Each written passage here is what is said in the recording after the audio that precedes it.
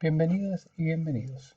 En esta cápsula vamos a ver los conceptos básicos de detección determinística en el contexto del curso de teoría de detección y estimación. El temario de lo que vamos a ver va a pasar por principalmente regresión lineal.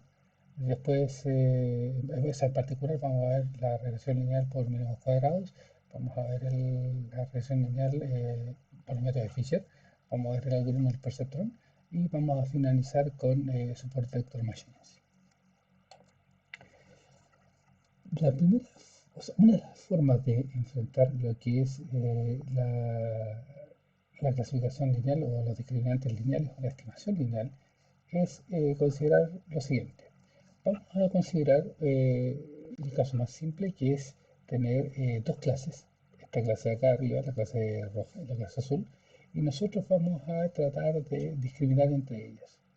Para discriminar entre ellas, entonces vamos a suponer que este trabajo lo podemos hacer utilizando eh, un hiperplano, ¿ya? Es decir, utilizando un modelo lineal de esta forma. Dicho de otra manera, lo que nosotros estamos conceptualizando es que nosotros de una u otra forma podemos modelar estos datos con un modelo lineal.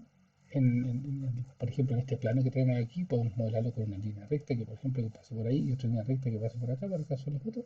Y más o menos el promedio de esas dos líneas rectas es lo que nos va a dar esta región de acá, que es la frontera de decisión. Ya, eso lo podemos conceptualizar así. Podemos conceptualizar como que los modelos, como que los datos, por ejemplo, que nosotros tenemos se ajustan a estos modelos lineales. O de otra manera podemos decir, mire, en realidad nosotros podemos este problema de dos clases lo podemos dividir, lo podemos separar, perdón, utilizando una línea recta.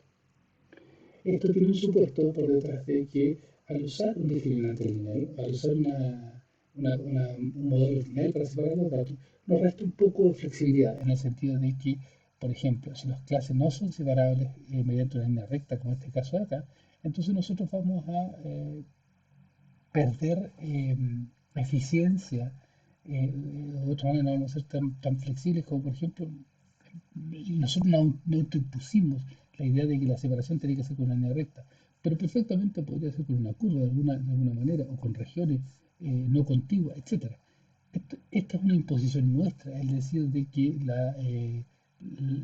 una línea, un discriminante lineal, una línea recta, un hiperplano, en el caso más general, es el que nos va a resolver el problema.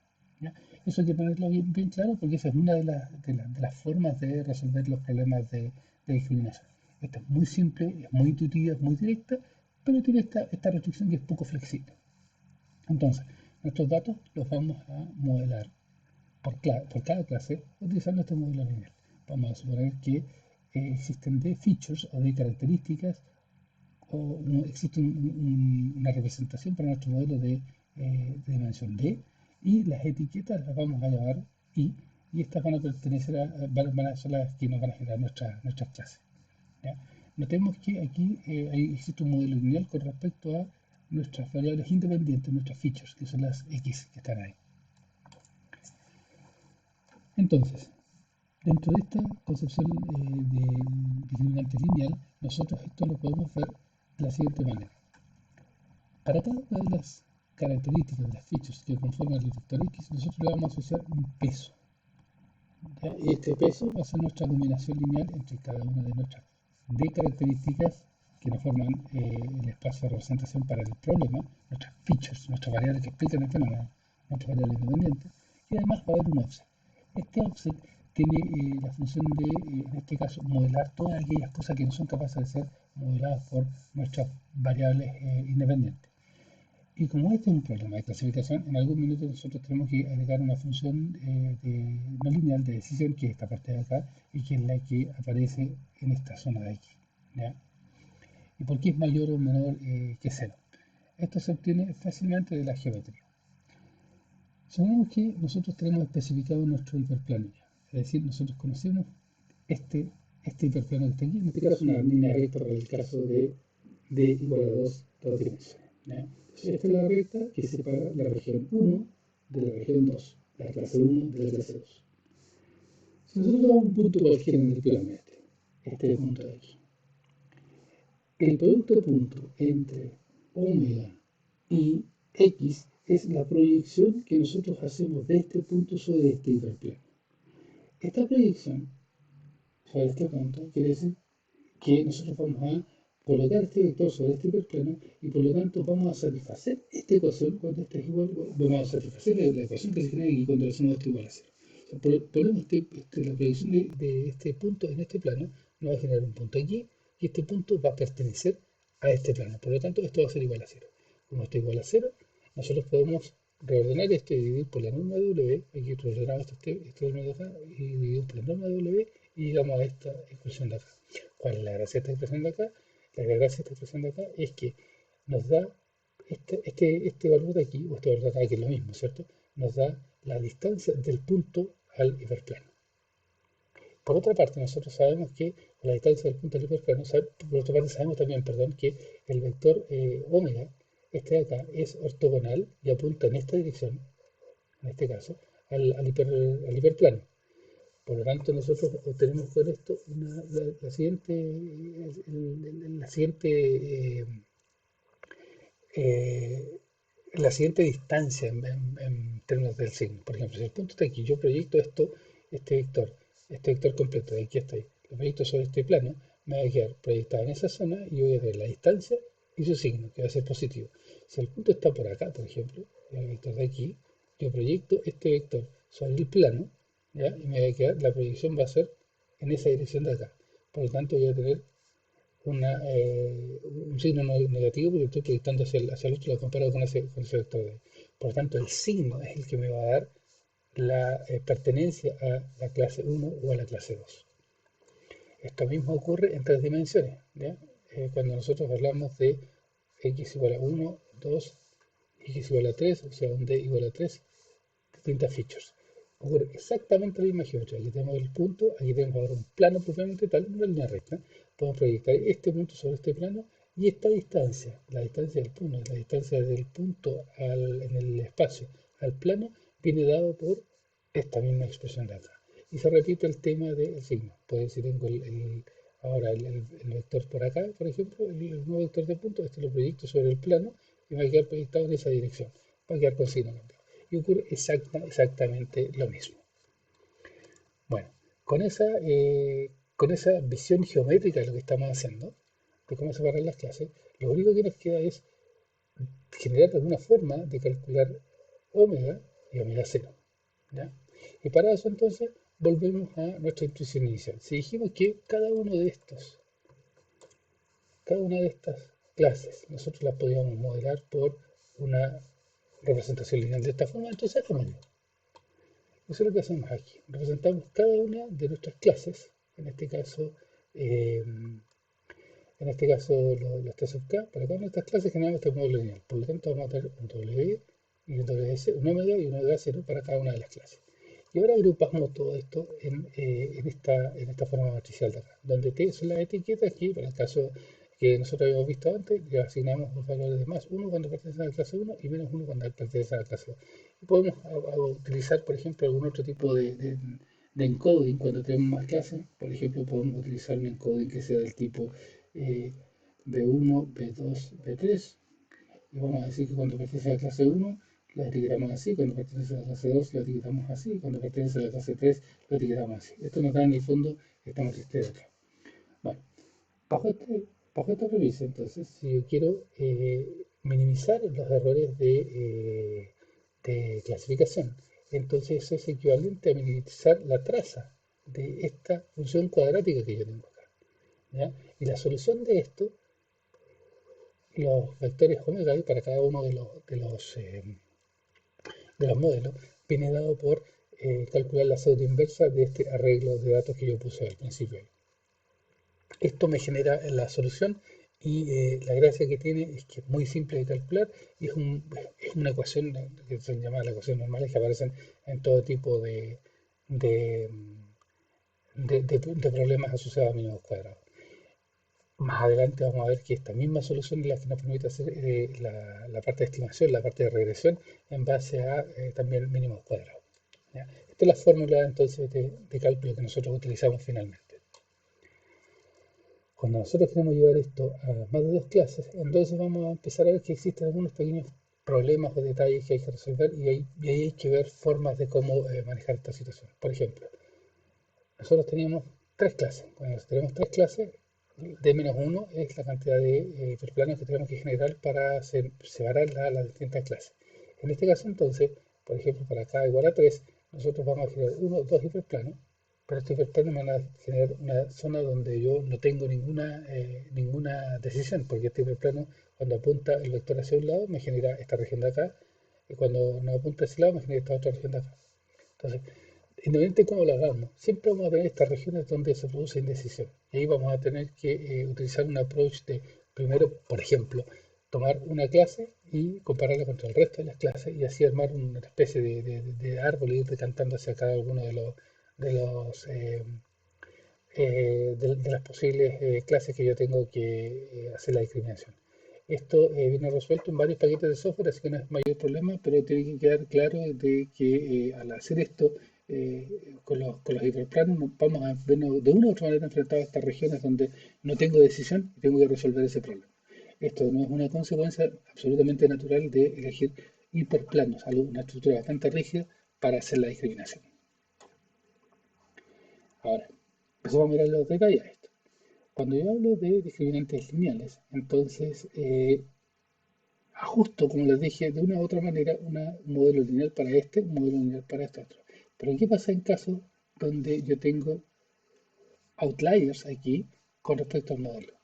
Estos outliers, si yo los considero, que tengo que hacerlo por lo demás, van a hacer que mi plano, mi hiperplano de separación original se ajuste con estos valores y me genera un plano de este, donde voy a tener bastantes errores producto de que estos outliers que están muy lejos de la frontera de decisión me influyen en la generación de discriminantes, porque son parte del modelo azul. Entonces, tengo que buscar alguna manera de resolver esta parte de acá. Por otro lado, si yo trato de resolver el problema de las distintas líneas rectas que se me generan cuando tengo más de dos clases, puedo llegar a situaciones donde en realidad si yo miro los datos, yo puedo separar las clases de esta manera con estas líneas rectas de acá, pero producto de cómo están distribuidas en el plano y al mismo tiempo, por cómo yo hice la separación de las cosas, yo puedo obtener regiones de decisión como esta de acá, donde claramente, de nuevo, producto de la dispersión que tienen los datos en el plano, estoy generando errores claros de, de generación de las regiones de decisión. Esto se debe principalmente a que no estoy considerando la dispersión de los datos. Fisher, un excelente estadístico norteamericano de principios del siglo XX, generó una forma de tratar este problema y lo que hizo fue generar un método, entre muchas otras contribuciones que hizo por la demás, fue generar un método de proyección. ¿Ya? Pero este método de proyección, lo que me hacía ahora, la diferencia que tenía con el anterior es que consideraba la varianza de los datos. Por ejemplo, considero este modelo lineal. Ahora, sin el más o menos cero, no lo estoy considerando. ¿Ya? Si yo considero este modelo lineal, esto yo lo puedo conceptualizar, lo puedo pensar de la siguiente manera. Proyectemos todos los datos, ¿ya? Un, sobre una recta, ¿ya? Sobre un objeto de dimensión. Hagamos reducción de dimensión. Entonces, por ejemplo, si yo tengo estos datos azules acá y estos datos rojos acá, los proyecto sobre un plano, voy a generar la distribución azul y la distribución roja. Yo veo aquí, al hacer esto, ¿no? Que estas distribuciones en una dimensión se me traslapan, ¿no? Pero también al mismo tiempo veo que esta distribución que yo generé, que la genero calculando primero el centro de masa de esta, el centro de masa de esta, y tirando una línea recta entre los dos centros de masa, y este me sirve como plano de proyección. Al hacer esto, ¿no? Por hacerlo de esta manera, por no considerar de nuevo la dispersión de los datos, yo me genero estas clases, estas distribuciones traslapadas. Si en cambio ahora yo calculo el centro de masa, pero yo ahora roto esto de manera tal de considerar la mínima dispersión que tengan las distintas clases. Entonces yo puedo marcar los dos centros de masa ahí, pero girar esta distribución de acuerdo a la mínima dispersión ahí y ahí, ¿ya? Para las clases. Busco esa orientación y ahora busco esos puntos y ahora yo genero el plano para proyectar. En este caso obtengo separación. Bueno, este truco, ¿ya? O esta fórmula de buscar transformaciones de los datos para generar separación de clases es una idea, una intuición muy utilizada en Machine Learning para poder resolver el problema de que cuando hay clases separadas en alguna dimensión, porque claramente están separadas, pero en alguna dimensión menor, yo las pueda separar y pueda obtener un clasificador que tenga un buen desempeño. Bueno, Fischer lo que hizo fue eso, y para eso la forma o el algoritmo de cálculo que se hizo es bastante sencillo. Y pasa por, su idea fue minimizar este funcional de acá. ¿Ya? Este funcional de acá, se llama el coeficiente de Rayleigh, el Rayleigh coefficient, y lo que hace es minimizar esta forma cuadrática y esta forma, el cociente entre estas dos formas cuadráticas de acá. S sub b, ¿ya? Es esto de acá, ¿ya? Y esta es la matriz de covarianza. Nada más que la matriz de covarianza, perdón, la matriz de correlación entre las dos clases, ¿ya? Y esta matriz S sub W de acá es la matriz de covarianza, exactamente. Esta es entre clases y esta es intraclases, ¿ya? Al hacer esto y para minimizar esto, si nosotros lo tratamos de solucionar, vamos a ver que el vector omega es proporcional al inverso de esta, multiplicado por la diferencia entre los centros de masa de las clases, ¿ya? Esto, como omega es proporcional a esto, a mí no me interesa en realidad obtener el valor de omega igual a tanto. Como es proporcional, yo sé que después puedo normalizar este omega y obtener el resultado. Por lo tanto, lo que estoy tratando de decir es lo siguiente. Yo puedo calcular el discriminante de Fisher utilizando esta fórmula de aquí para SW, invierto esa matriz y el resultado de esa matriz inversa lo multiplico por la diferencia entre las medias en cada una de las clases, ¿ya?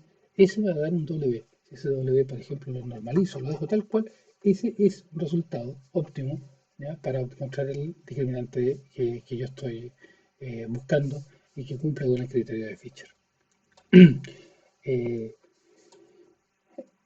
A continuación viene el algoritmo del perceptrón. El algoritmo del perceptrón lo que hace, a diferencia de los anteriores, y aquí este detalle pasa un poco desapercibido en el principio, lo que hace es tomar nuestro espacio de características y si uno quiere, le aplica, en realidad la definición general es le aplica una transformación, ¿ya? Lo que veíamos antes era que para todos los casos phi de x era igual a x. Es decir, no había un una transformación que nosotros pudiéramos aplicar sobre nuestros vectores de características. Esta transformación es el concepto de kernel que nosotros podemos empezar a utilizar. Para el algoritmo de perceptor, entonces, lo que nosotros buscamos es una representación de lineal, en este caso, ¿ya? Con lineal utilizando esta transformación de aquí, y lo que y hacemos una codificación de manera tal de que la región de decisión hace que esto, cuando sea mayor que 0, nosotros le agregamos la etiqueta 1. ¿Ya? Y cuando es menor que 0, nosotros le damos la etiqueta 1, menos 1, perdón. Si ahora nosotros utilizamos, aprovechando esto, cuando yo clasifico bien, esto va a ser siempre mayor que 0, por lo tanto, por de acuerdo a la codificación, este producto va a ser siempre 1. Cuando esto yo lo clasifico, cuando esta otra clase yo la clasifico bien, esta parte de acá va a ser menor que 0, con este 1 va a ser mayor que 0. Por lo tanto, lo que nosotros podemos hacer es optar por minimizar el criterio del perceptrón, que lo único que hace es, en el fondo, cambiar el signo a esto, y lo que vamos a hacer es minimizar la cantidad de clasificaciones incorrectas que tengamos, ¿ya? Porque en este caso estas son todas positivas, ¿ya? Y las otras van a ser todos los valores van a ser negativos. Y con el signo menos van a quedar positivos. Con eso aseguramos el criterio, ¿ya? Entonces lo que estamos haciendo es buscar la forma de minimizar nuestro error. Este criterio que está acá es simplemente el error de clasificación. Ahora, ¿cómo lo hacemos esto? Y aquí viene la primera gran diferencia con las otras cosas que habíamos visto hasta el minuto. Las cosas que habíamos visto hasta el minuto tomaban todos los datos, armaban una matriz, armaban algún algoritmo de cálculo que consistía en tomar todos los datos y literalmente generar matrices grandes. Aquí, en cambio, lo que nosotros hacemos es una solución iterativa, donde nos damos un valor inicial para el vector W y aplicamos esta iteración de acá, ¿ya? Que es el algoritmo de descenso de gradiente estocástico, que tiene un parámetro eta, que es learning rate. ¿Ya? Entonces partimos por darnos un valor y después tomamos el laplaciano de este de acá, de EDP, que está aquí, que es el error del perceptrón, este es EDP, ¿ya? No el mínimo, pero el EDP, y lo derivamos, y eso nos da eta por phi de t, por phi de x por tdn. ¿Ya? Este es el algoritmo que utilizamos y este es el algoritmo que ocupan en general todos los métodos de redes neuronales. ¿Ya? Este algoritmo nosotros lo ocupamos y funciona de la siguiente manera. Por ejemplo, en este caso, esta es nuestra línea esta es nuestra línea de nuestra región de decisión, y lo que tenemos aquí es que está buscando todos los ejemplos mal clasificados. Por ejemplo, este punto de acá, rojo, está mal clasificado, porque estamos buscando hacia abajo con el vector omega, estamos buscando la clase azul. Este punto rojo está mal clasificado, por lo tanto yo voy y lo sumo, ¿ya? Tomo el valor original y lo sumo con el anterior. Este es el omega 0, este es el que me dio partida ¿no? Para la clase azul. Tomo el primer ejemplo mal clasificado de acuerdo a esto, por ejemplo, está aquí, y voy y lo sumo. Lo que estoy haciendo es implementar esta parte de aquí. Aquí tengo el vector en la iteración, y aquí lo sumo, bueno, los restos, ¿cierto? Le cambié el signo, y eso es lo que hago. Lo tomo acá, lo pongo acá, y ahí voy ajustando el learning rate. La resultante de esto es un vector que me va a quedar ahí, que es este de aquí. Y eso me define entonces ahora la región de decisión que todo está acá.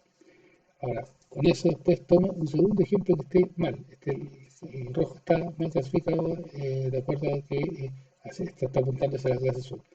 Voy y lo resto nuevamente y esto me genera un nuevo vector un nuevo vector ortogonal que me define el plano. En este caso queda así, ¿ya? Y ahora lo que nosotros obtenemos es este vector resultante y aquí están las, eh, las dos clases ya separadas finalmente. Y esa es la forma que tiene de operar el algoritmo. Este hay que utilizar, o sea, la mejor forma de ver este algoritmo en ejecución es utilizando redes neuronales para efectos de esto. Y esa es la gracia que tiene y por eso que se ve este algoritmo.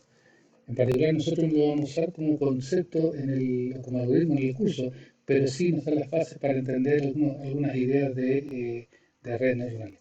Por ejemplo, en este caso, yo lo que puse acá, las iteraciones en redes neuronales se llaman épocas, ¿ya? Y ocupé esa nomenclatura para hablar de las distintas iteraciones del algoritmo de percepción aquí.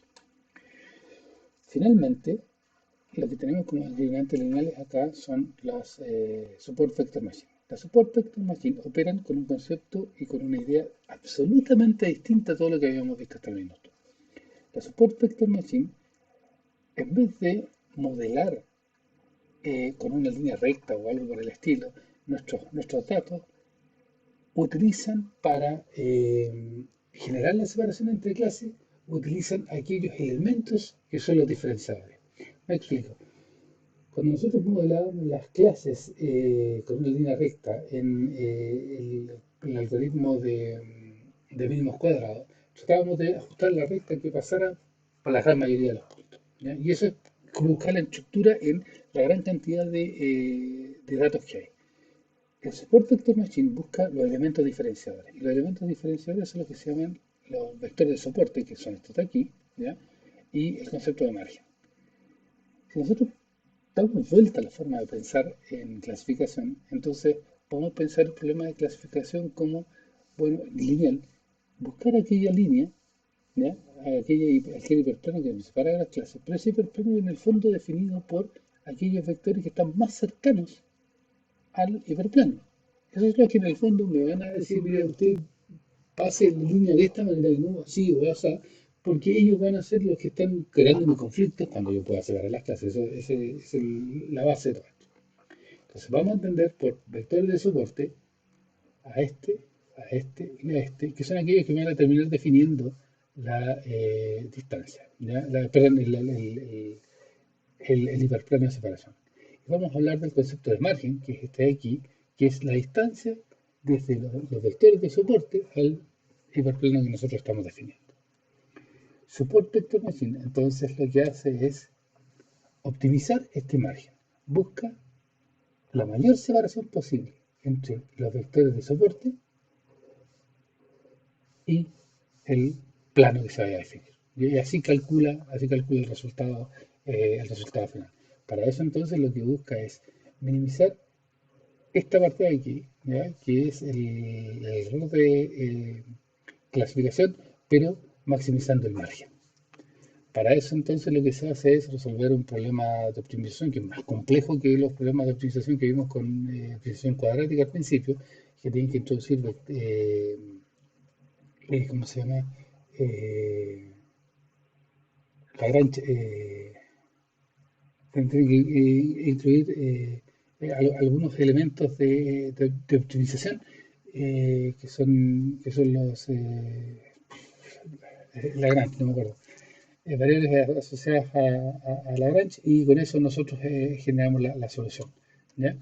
En este caso, entonces, por ejemplo, lo que nosotros podemos ver es que cuando utilizamos Support Vector Machine, agarramos dos resultados ya hechos para este caso dos clases, perdón, tres clases, eh, perdón, son dos clases, estoy tanteando, son dos clases, esta de acá es la clase uno y esta de acá es la clase 2. Aquí generamos aquí está el hiperplano, en el fondo, aquí está el medio, no está dibujado, pero aquí está el doble del margen, ¿ya? Y aquí están esos son los vectores de soporte. Y esto cuando utilizamos un phi de x igual a x, ¿ya? Nosotros podemos utilizar un phi de x igual a, por ejemplo, una transformación, en este caso circular. Y aquí lo que nosotros podemos ver es que en este caso, ¿ya?